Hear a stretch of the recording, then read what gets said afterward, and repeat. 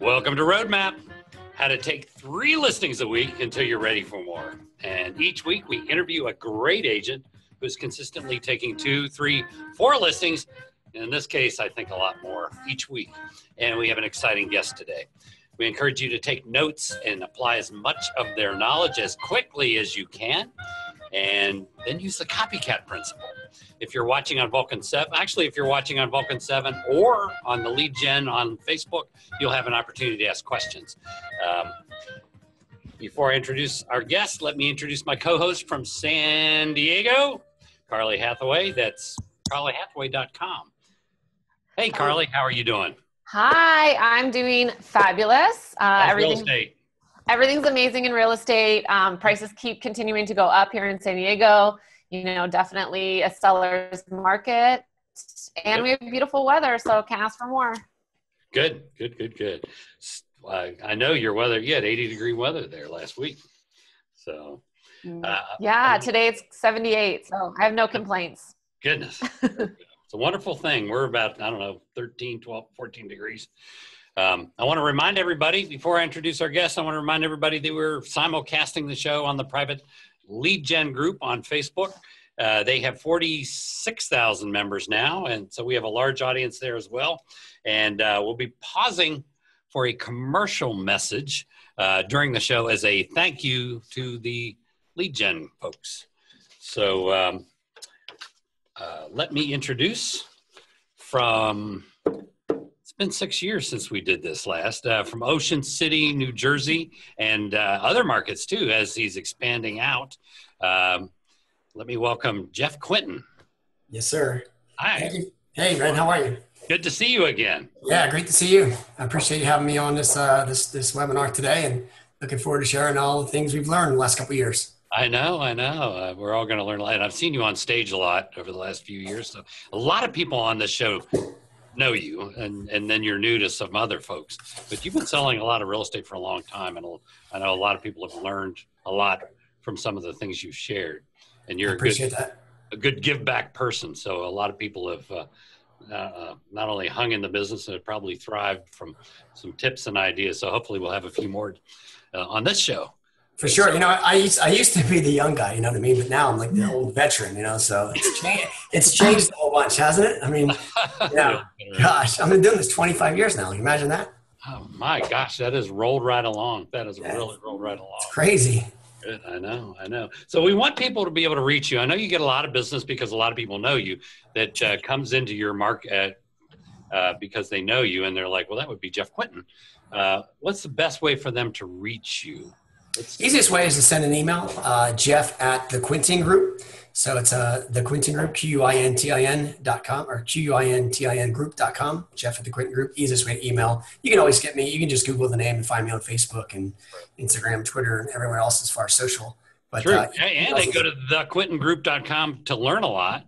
Sure. About what you're doing and how you're doing it and what markets that includes. What markets does that include? So currently right now, I mean, we're in 6 different locations along the Jersey Shore of New Jersey. So that's Cape May and Atlantic County. So there's 6 different offices basically we're in throughout. That's kind of just one big markets that are maybe about 40 miles from start to finish.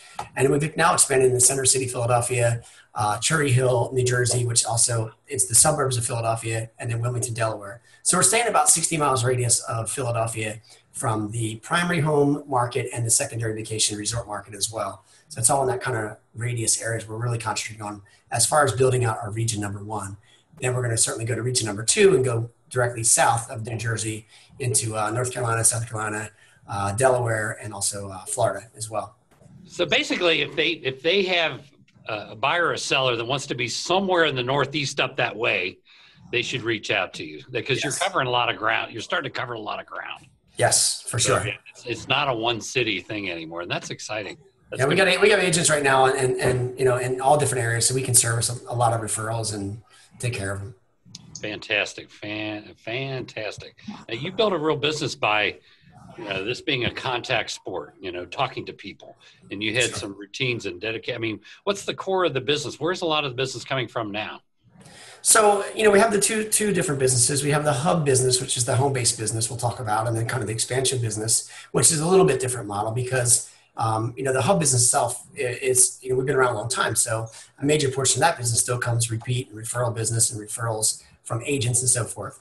So past client center of influence is representing past client center of influence and referrals from that group is about 60% of the business. And we get a large group of that also, from all of our business comes from agent referrals as well, mixed in that. But then we have a large amount of expireds still in our marketplace. So about 23% of our business still comes from expireds. And then the rest of it, it's all mixture from buyer sales, internet leads, just sold calls, doing some development deals where we're getting the deals on the way in and the way out and so forth with developers. So it's a mixture, but basically past clients and influence and referrals and then and expireds. So, a good portion of our business still is expireds, and even for sale by owners. I mean, we didn't do a ton of for sale by owners last year, but we probably did. I think I have to take a look again to see the numbers, but probably 14 or 15 of them. So 23% of your business comes from expired and FSBOs. How do you reach out to them? What's kind of your plan with handling those and getting that business? So, as far as expireds are concerned, I mean, we're getting the expireds first thing sent to us in the morning at the counts as well. We're using those auto dialers. So we always encourage our agents here to be obviously the first person to call. So we want to make sure they're calling early. And we're being absolutely fanatical and just relentless on our lead follow-up. So we're going to call them, we're going to text them, we're going to email them, we're going to get them on the phone. We're going to call them first thing in the morning, at noon, late afternoon, and then at night. So our when you say first thing in the morning, what time's that? What time do you have to start calling?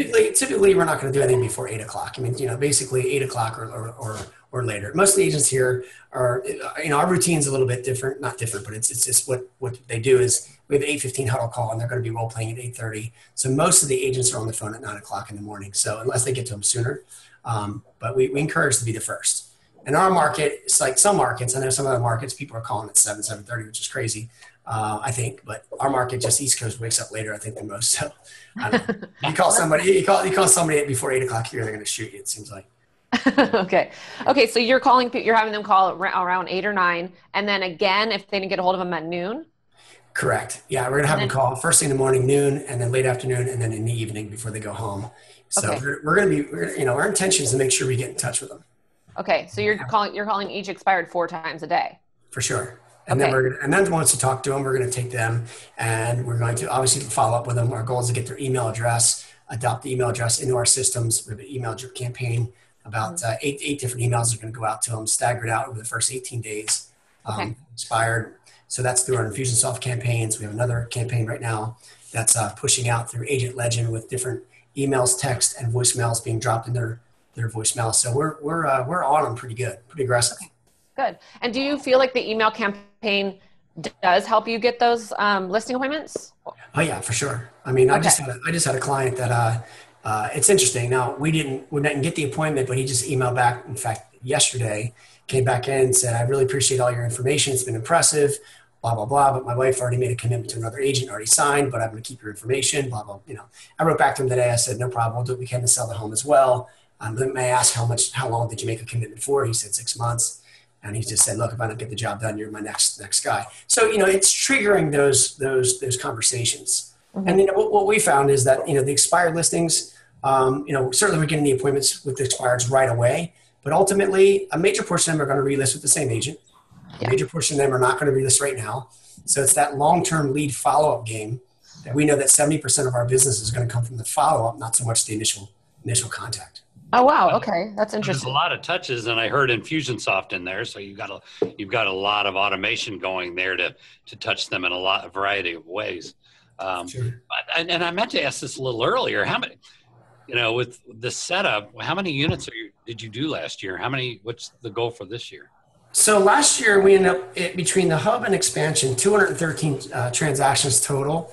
And it's kind of a ramp up year, getting things going and getting going. So our goal this year is 482. And that's with new agents hired and future agents to be hired and getting them in production as well. Mm-hmm. So, as we take a look and build this out, we just signed 2 agents yesterday, come to the hub. Our expansion director, her goal is to bring on 3 expansion partners per month. So we got 1 so far in expansion this month. We're meeting with, she probably has 4 or 5 in the pipeline So we should hit that goal. So we're going to really ramp that up. So it's going to come from agent count. It's going to come from, like, for example, we're in discussions with another real estate team that does about 25 million to come on. I mean, they do about 75 transactions a year. So we can see through expansion that this can really jump us and make it and get us close to that 400 plus transaction business as a whole. You know, the hub itself is going to be in around the 300 range, and then expansion will be that other 180 or so as we continue to build that. You have some good price points up there.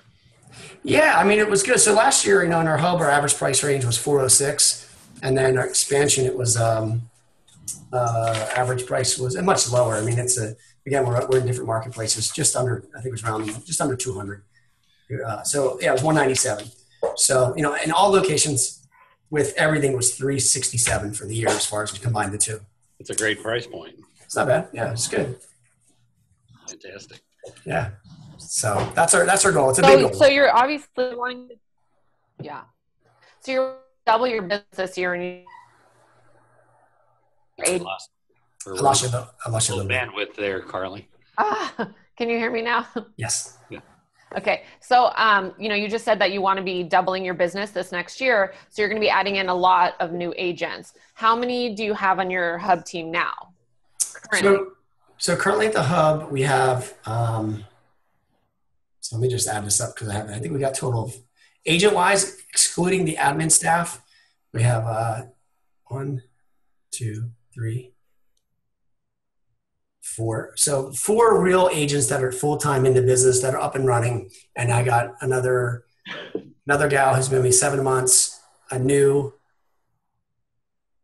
So let's say that, what is that total there? So it's about 8 total agents, where four of them plus me, 5 are actually in the business for a longer period of time, 3+ years or more. So okay.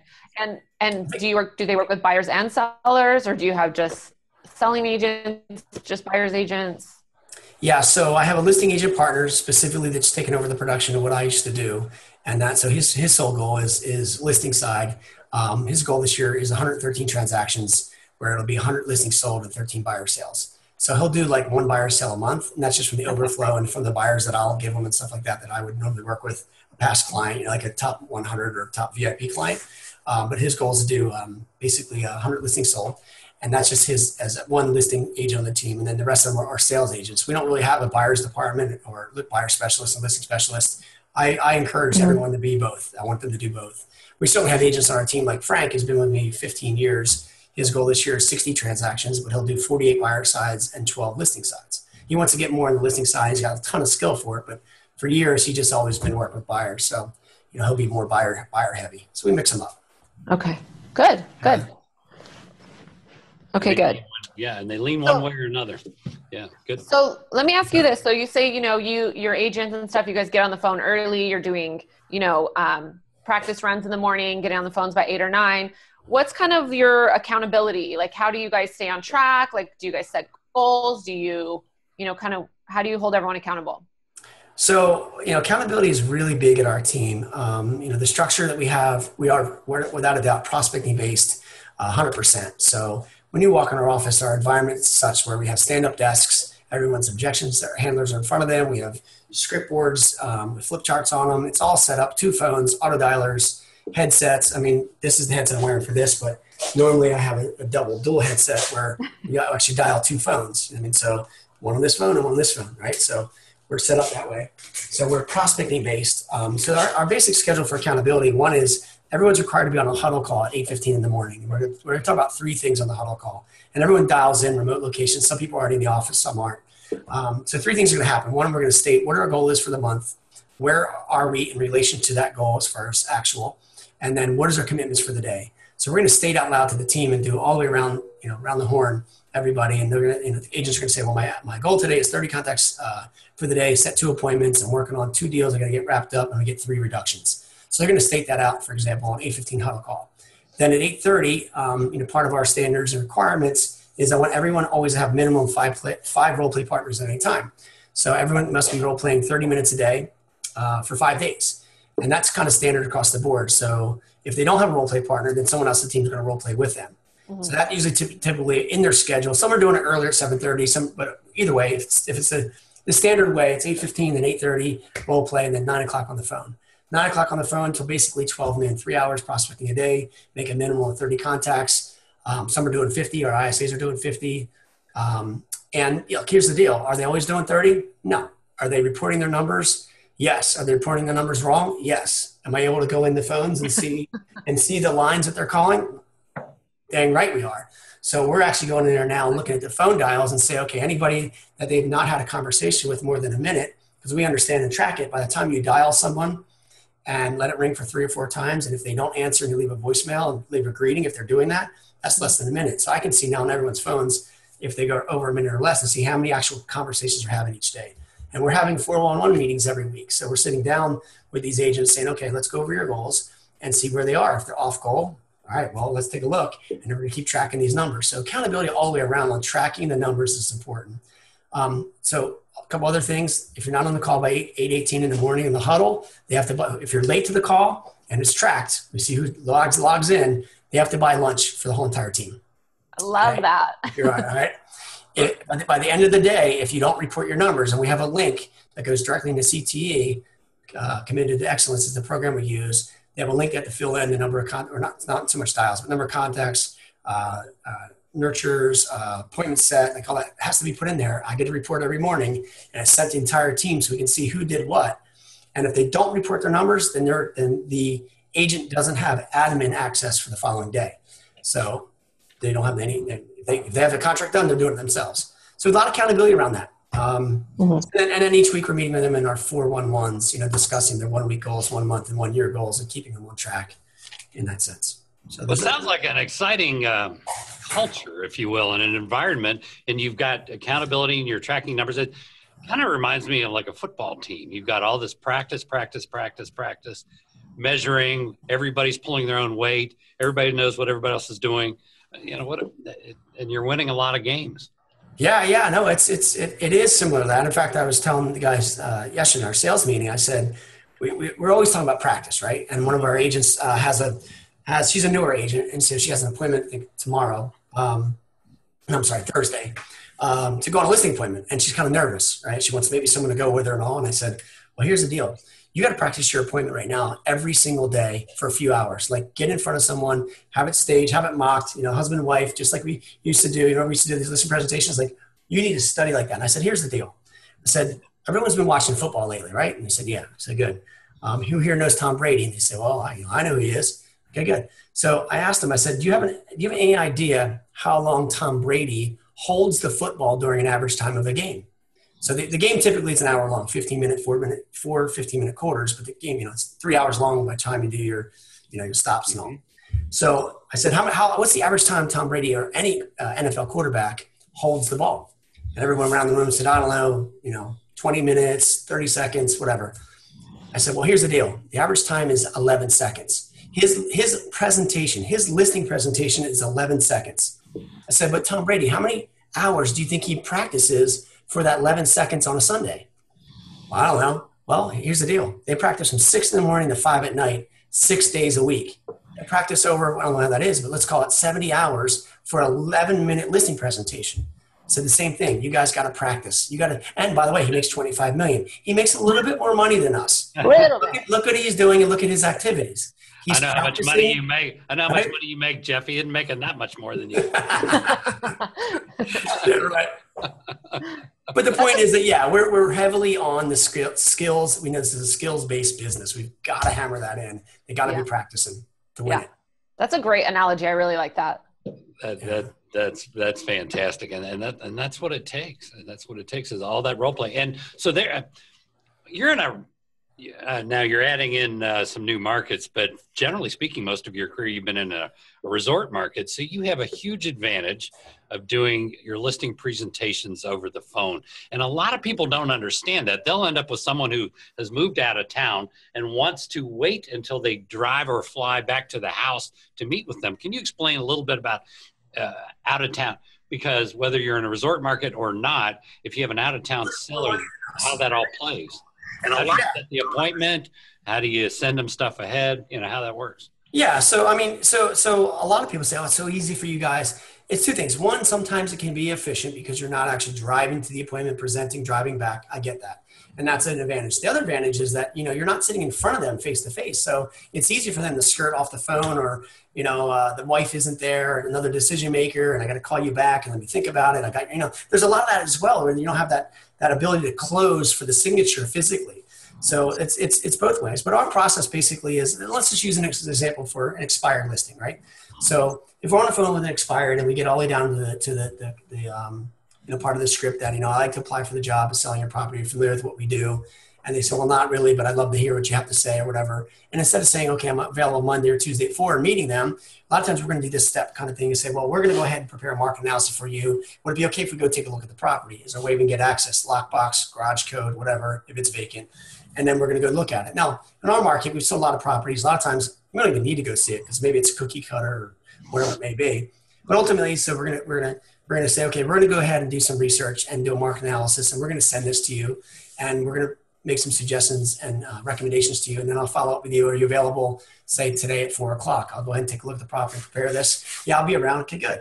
And then we're going to go right back and right that time, we're going to pre-qualify them. If we say, right back in the pre-qual script, if what we say makes sense and you feel comfortable, confident we can sell your home when we talk at 4 o'clock, are you ready to go ahead and sign an agreement with us and put us to work, let's say today? And then we're going to find out if it's timely or not.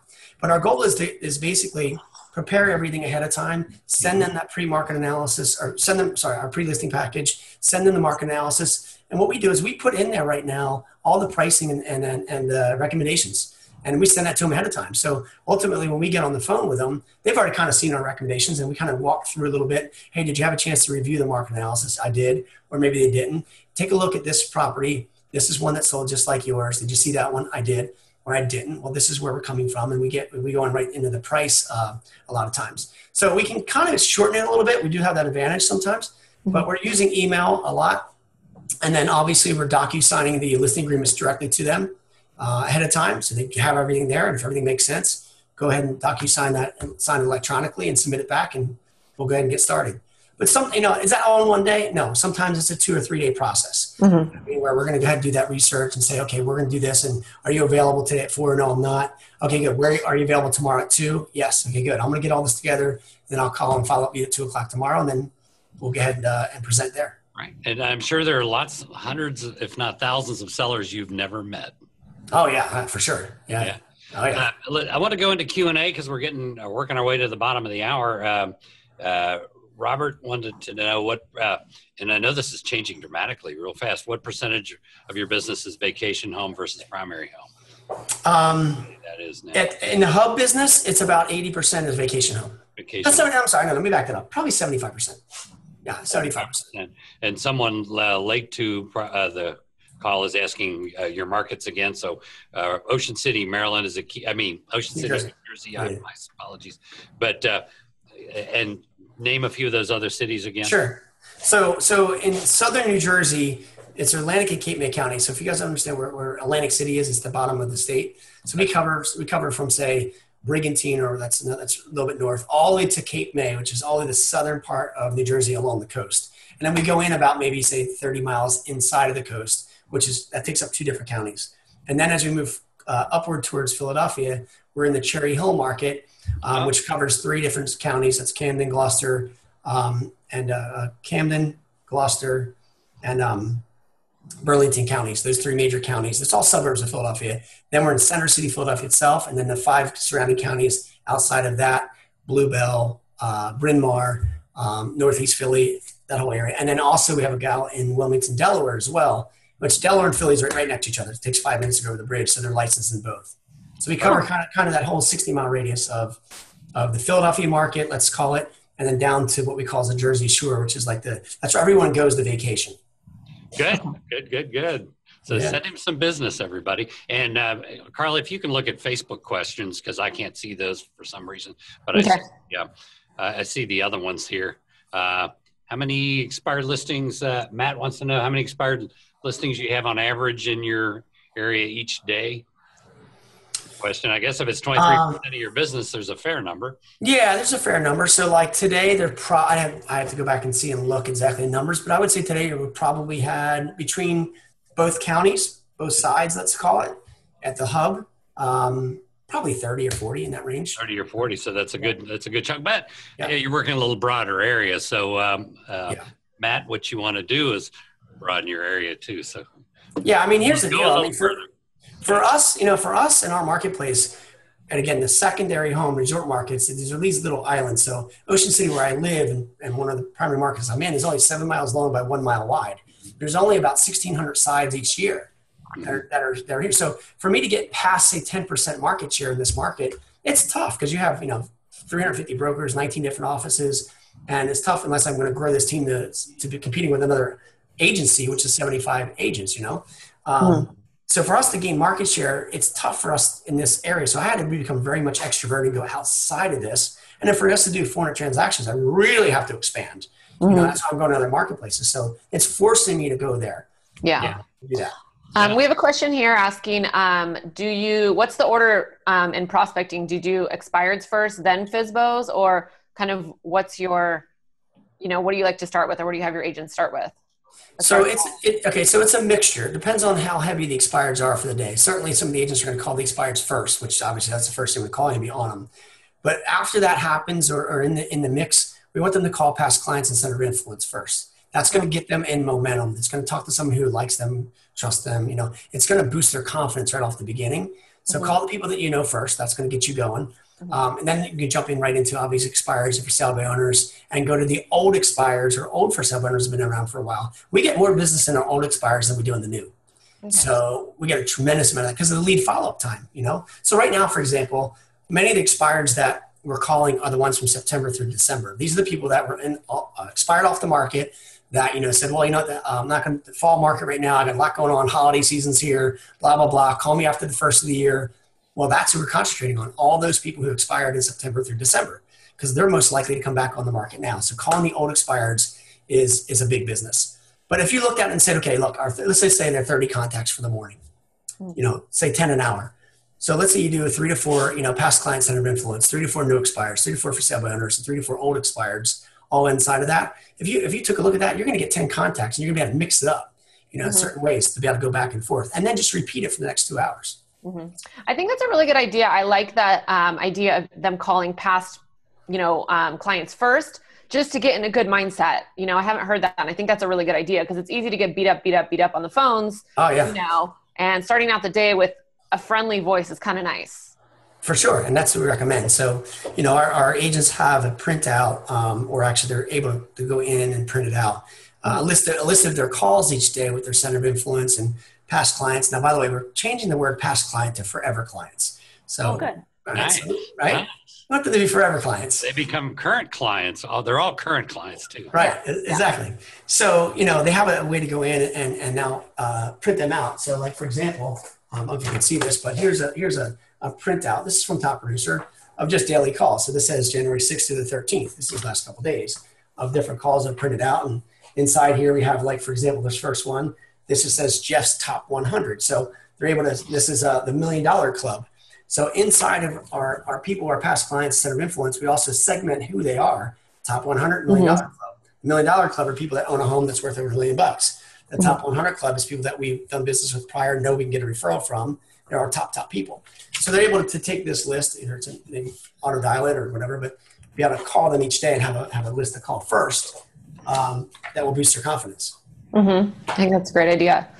Someone's asking, what scripts do they use for expired listings? An expired script. Okay. That makes sense. No, okay. So the major scripts that I grew up with and Ren grew up with, and that kind of we all worked with was the Mike Ferry scripts, but we're also using the MAP scripts at KW as well, which are very similar. So that's the scripts that we use, typically. Okay. Fantastic. Christopher Phillips on Facebook said, how do you filter your leads? I guess, I know you're calling expireds first, and then, there's a certain order to that. Do you call everything, or do you limit, I guess, where do you draw the boundaries on that, or you just call everything? So we call everything, but, here's two things we look at is, and being, if you remember, we talked about in the beginning here, when we're calling expireds, even if we can't get the appointment or them, one of the things we're always going to shoot for is understand that we're in the database building business. So when we're talking to any client with expired or anyone, one of the things we're always going to want to do is find out, can we do business with them in the future and get referrals? And if there's a conversation there, a dialogue we feel comfortable with, we're going to make sure we're going to request and get their email address. Get their email address, we're going to put them in our system, and we're going to drip on them through our long-term drip campaigns. We have them there. So very first thing we do is if we get the expireds, we have a research done for one of our VAs each day that delivers the expireds to us, goes into our databases, Top Producer and Fusionsoft, and pulls in any other additional phone numbers that we can find. So if there's a cell phone number in there, or an email address in there, let's say the wife, the brother, whatever notes we have, they're going to go in there, pull that information in as well, get that data, send it over. When that comes over, if they're already in our database, they've already been dripped on, or we already talked to them previously, then we're going to call them first. So we're going to look through and scan through and say, who do I know already in here that's already expired? And we're going to call them first because we know that they already, our brand recognition, or maybe the conversation's already been had. Low-hanging fruit. Yeah, we're going to look at that first. So that's number one. Number two, I like to always call the ones at the higher price point first. So I'm going to look at it and say, okay, if there's a $1 million listing or a $300,000 one and one expired, I want to go to the one that's going to the highest end on highest price range first. Nice. And go through there. That's my goal. Yeah, and you have the qualifications for that as well. So yeah, and then also ultimately, there's somebody just on our team that says, I have a standard. I don't want to deal with anything less than 250,000. That's ultimately where in our market we have sometimes depending on where it is, but might say I don't want to call them. And then so we actually break down our expireds each day in two different areas, kind of like the Atlantic County market, which typically is going to be that $250,000 or less market, and then the Shore Point market, which is going to be typically higher. Do you have a minimum commission amount? Like if somebody says, you've handled all our family's business, I have this $180,000 house. Do you say have a minimum commission that you? We don't have that, but it's something we're going to implement. In fact, I think we're going to start to implement a $4,500 flat fee minimum commission. So if we list something for $75,000, $100,000, it's kind of like $4,500 flat across on one side or whatever. Is that? Yeah, on one side, exactly. There. So, I don't know, I guess it'd be on the total. So if it's 6%, gotcha. No. If someone lists a property for $75,000, I'll that as 3% or one side, I guess would be, you're right. So, that's what we're going to probably implement. But as far as a past client, if they have something for $180,000 or $150,000 or $100,000 and they call us up and it's over the phone kind of thing and real easy, well, we list it, sure. But we're not going to, most of the time, our hub business is not going to go after a lot of stuff less than 250. Gotcha. Perfect.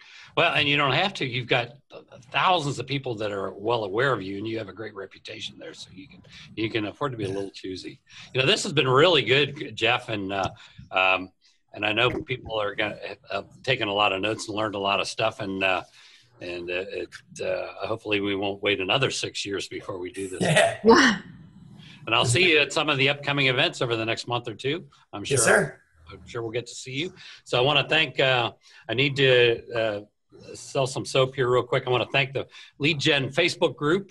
That's Aaron Wittenstein. If you want to get involved with them, they have 46,000 members. Just go to facebook.com/groups/got objections.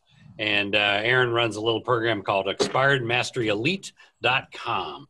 And finally, if you have done your job like Jeff, you spent all morning looking for a business and you've set a lot of appointments, got some hot leads and things like that, what you need to do is go to the freezer right now and get out some delicious Grater's mint chocolate chip.